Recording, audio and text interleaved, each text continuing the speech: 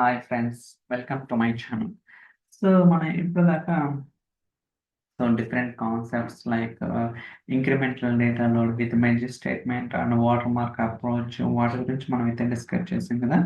So ఈ రోజు SCD type 2 అనేది డిస్కస్ చేస్తున్నాం అనమాట. ఇది కూడా మనం 3 ways లో చేయొచ్చు. బట్ థర్డ్ వే అనేది కొంచెం కాంప్లికేటెడ్ అనమాట. It's not required. సో అందువల్ల నేను 1 or 2 approach first second approaches అయితే నేను ఎక్స్ప్లెయిన్ చేయడానికి ట్రై చేస్తాను. వెరీ సింపుల్ అనమాట. ఎస్సిడి టైప్ 2 అంటే slowly changing dimension. So previous వీడియోలో కూడా చెప్పాను. సో ఏదర్ ఇంక్రిమెంటల్ డేటాలో కానీ వాటర్ మార్క్ అప్రోచ్ కానీ ఎస్సిడి టైప్ 2 కానీ ఖచ్చితంగా ఏదో ఒక అప్రోచ్ అయితే మీరు రియల్ టైం కానీ మీ ఆర్గనైజేషన్స్ కానీ మీ ప్రాజెక్ట్లో కానీ యూజ్ చేయడం జరుగుతుంది అనమాట. సో ఏంటి ఎస్సిడి టైప్ 2 అంటే బేసికల్గా సో ఫర్ ఎగ్జాంపుల్ మన సోర్స్లో 5 రికార్డ్స్ ఉంటాయండి. సో 5 రికార్డ్స్ డెస్టినేషన్ నోట్ చేస్తాం. ఇది ఫస్ట్ టైం, ఎందుకంటే డెస్టినేషన్లో ఎటువంటి డేటా లేదు కాబట్టి ఏదైతే సోర్స్లో డేటా ఉందో అది డంప్ అవుతుంది డెస్టినేషన్కి. సబ్సీక్వెంట్ ఫర్ ఎగ్జాంపుల్ ఆల్రెడీ ఏదైతే డేటా లోడ్ అయిందో ఆ రికార్డ్స్ ఏదైనా చేంజ్ వస్తే ఓవర్ రైడ్ అవుతున్న డెస్టినేషన్లో దాని యొక్క ప్రీవియస్ హిస్టరీ అనేది మెయింటైన్ చేస్తుంటాం. So that is called SCD type 2 అనమాట. ఇక్కడ ఏంటంటే హిస్టరీ మెయింటైన్ చేయడానికి రకరకాలుగా ఫాలో అవుతుంటారు. ఏదో టైం స్టాంప్ కావచ్చు, indicators like true or false కావచ్చు, మెంబరింగ్ వర్షన్ కావచ్చు, రకరకాలు ఉంటుంది. సో టైం స్టాంప్ ఫాలో అవ్వాలి, లేకపోతే true or false boolean values follow అవ్వాలి. అది up to the project requirement బట్టి ఉంటుంది. బట్ ఏది ఫాలో అయినా సరే బేసిక్ ఐడియా ఉంటే మీరు ఈజీగా సర్వే అవ్వడానికి ఛాన్సెస్ అయితే ఉంటాయి. Okay, let's jump in to the code. First ఇక్కడ నేను ఈఎంపీ సోర్స్ అనే ఒక టేబుల్ తీసుకున్నాను. So employee ID, first name, last name, salary, ఒక 4 కాలమ్స్ అయితే ఉన్నాయి. సో రన్ చేద్దాం. Okay, so let me drop.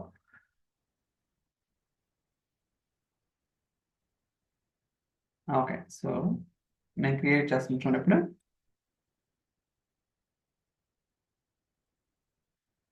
Exclusion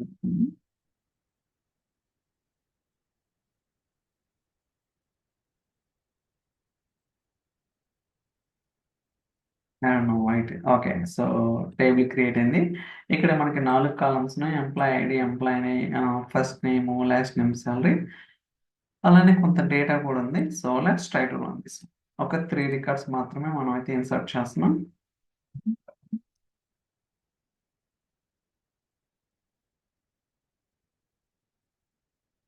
okay, still going on. But generally it's very fast అనమాట. ఫస్ట్ వెరిఫై చేద్దాం data ఉందా లేదా అనేది. Select star from, let's try to run this one.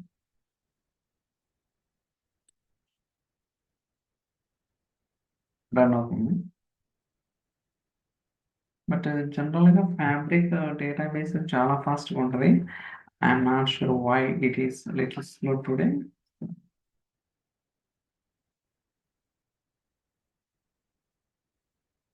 Okay,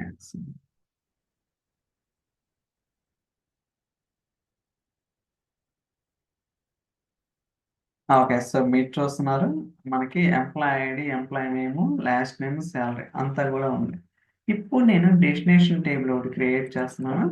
so destination టేబుల్లో ఏముంటుందంటే ఏదైతే source టేబుల్లో ఉన్న కాలమ్స్ ఉంటాయో ఎలాంగ్ విత్ అంటే దాంతో పాటు మనకి హిస్టరీ మెయింటైన్ చేయడానికి కొన్ని ఫ్లాగ్స్, ఇండికేటర్స్ అని ఉంటాయి కదా.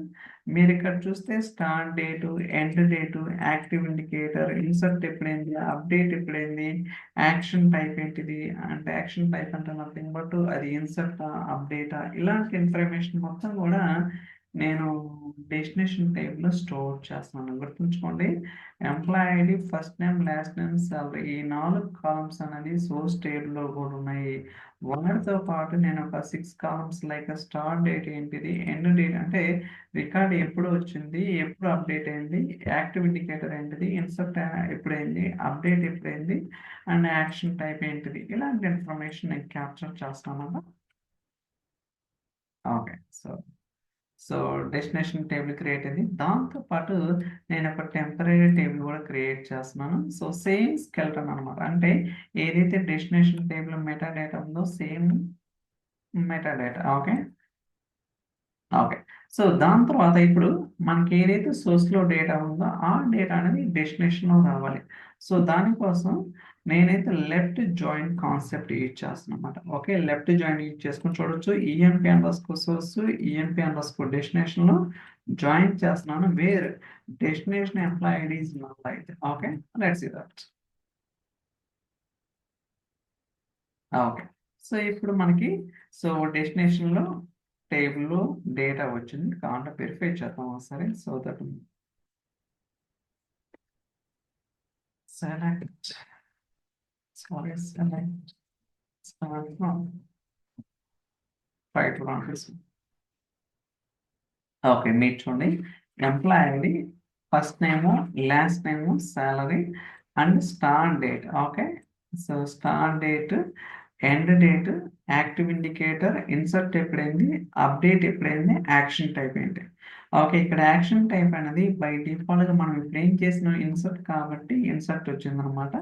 సో ఇక్కడ ఇంగా ఈ పర్టిక్యులర్ రికార్డ్‌లో ఎటువంటి అప్డేట్ అనేది జరగలేదు కాబట్టి నేను ఎటువంటి టైమ్ స్టాంప్ అనేది ఇంక్లూడ్ చేయలేదు.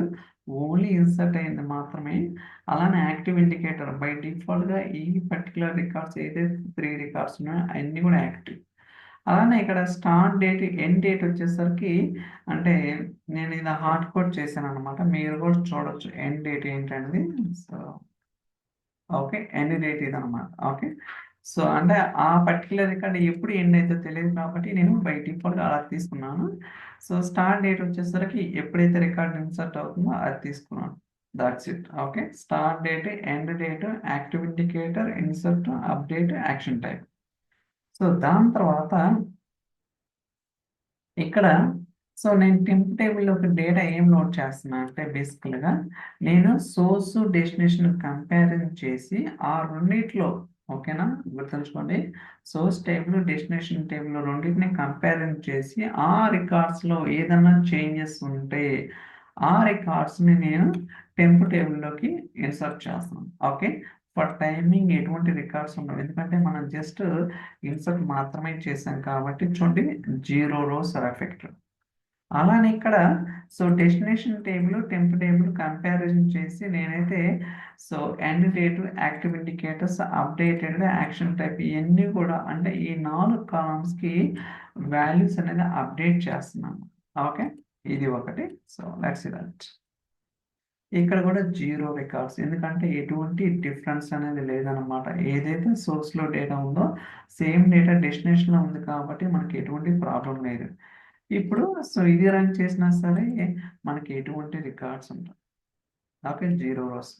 సో దాని తర్వాత టేబుల్ అనేది ట్రంకేట్ చేయొచ్చు, డ్రాప్ చేయొచ్చు. మీ ఇష్టం. ఏది టెంప్ టేబుల్. నేను డ్రాప్ చేసింది temp table not destination table. Okay. By mistake అనేది చేయకూడదనమాట. చేస్తే ఇంక అంతే సంగతి. ఇప్పుడు నేనేం చేస్తానంటే ఒక చేంజెస్ చేద్దాం. ఓకే. సో ఒక అప్డేట్ స్టేట్మెంట్ ఇక్కడ చూడొచ్చు 102లో ఒక రికార్డ్ అప్డేట్ చేస్తున్నాను. అలానే ఒక రికార్డ్ కూడా ఇన్సర్ట్ చేస్తున్నాను. ఓకే. సో, సో ఇప్పుడు నేను ఒక రికార్డ్ అప్డేట్, ఒక రికార్డ్ ఇన్సర్ట్ చేశాను. సో మీరు కావాలనుకుంటే సో ఇక్కడ కూడా చూడొచ్చు ఆ వాల్యూస్ అనేది. Source right one. సో ఇక్కడ కొత్త రికార్డ్ వచ్చింది. అండ్ ఇక్కడికి వచ్చేసరికి సో బబ్లు ఇంతకుముందు రమేష్ ఉంది 102కి ఇప్పుడు బబ్లు ఉంది. కావాలంటే డెస్టినేషన్‌లో కూడా వెరిఫై చేస్తాను. రమేష్ ఉంది. ఇప్పుడు బబ్లు అనమాట. అంటే ఒక రికార్డ్ అప్డేట్, ఒక రికార్డ్ ఇన్సర్ట్ వచ్చింది. ఇప్పుడు ఇలాంటి కేసెస్‌లో ఇది ఎలా వర్క్ అవుతుంది ఏంటో చూద్దాం. సో నేను మళ్ళీ టెంప్ టేబుల్‌లో ఎగ్జిక్యూట్ చేస్తున్నాను. బేసికల్‌గా ఇదంతా కూడా మనం స్టోర్డ్ ప్రొసీజర్ క్రియేట్ చేస్తాం అన్నమాట. కాకపోతే మీకు అర్థం కావడం కోసం నేను స్టెప్ బై స్టెప్ రన్ చేస్తాను గానీ, జనరల్‌గా ఏంటంటే స్టోర్డ్ ప్రొసీజర్ ఈ కోడ్ అంతా ఉంచేస్తాం. ఓకే. సో దాని తర్వాత ఇన్సర్ట్ ఒక కొత్త రికార్డ్ ఉంది కాబట్టి ఒక రికార్డ్ వస్తది. అలానే ఒక రికార్డ్ అప్డేట్ కాబట్టి ఇక్కడ కూడా ఒక రికార్డ్ వస్తది. So 1 rose affected. సో దాని తర్వాత ఇక్కడ కూడా ఒక అప్డేట్ ఉంది కాబట్టి సో ఓనర్ ఎఫెక్టెడ్ చూడండి. అండ్ ఇక్కడ కూడా సో ఓనర్ ఎఫెక్టెడ్. సో ఇప్పుడు వెరిఫై చేద్దాం డెస్టినేషన్ టైం. చూసారు మనకి ఎన్ని రికార్డ్స్ ఉన్నాయి? 5 రికార్డ్స్ ఉన్నాయి అన్నమాట. ఓకే, ఎందుకు 5 రికార్డ్స్ ఉన్నాయంటే మీరు ఫస్ట్ టైం చేసినప్పుడు 3 రికార్డ్స్ ఉన్నాయి. దాని తర్వాత ఏం చేసినాం? ఒక ఇన్సర్ట్, ఒక అప్డేట్. ఇన్సర్ట్కి 4th రికార్డ్, కానీ అప్డేటింగ్ కూడా కొత్తగా ఒక రికార్డ్ యాడ్ అవుతుంది అనమాట. ఏదైతే అప్డేట్ చేసామో దాని యొక్క ప్రీవియస్ డేట్ అనేది హిస్టరీ కింద వస్తుంది అనమాట. ఇక్కడ చూడొచ్చు 102కి ఏంటిది రమేష్ ఉంది కదా, అలానే ఇన్సర్ట్ ఎప్పుడైంది, అప్డేట్ ఎప్పుడైంది, active indicator, inserted, updated, action type. కానీ మీరు ఏదైతే ఆ 102 అనే రికార్డ్కి అప్డేట్ చేశారో ఆ అప్డేట్ అనేది లేటెస్ట్ కింద కన్సిడర్ చేస్తున్నాం అనమాట.